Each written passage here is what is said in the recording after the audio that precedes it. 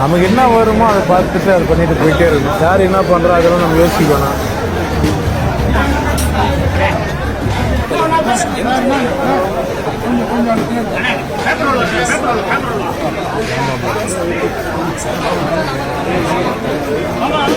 Chicken piece இன்னொன்று வச்சுக்கணும்.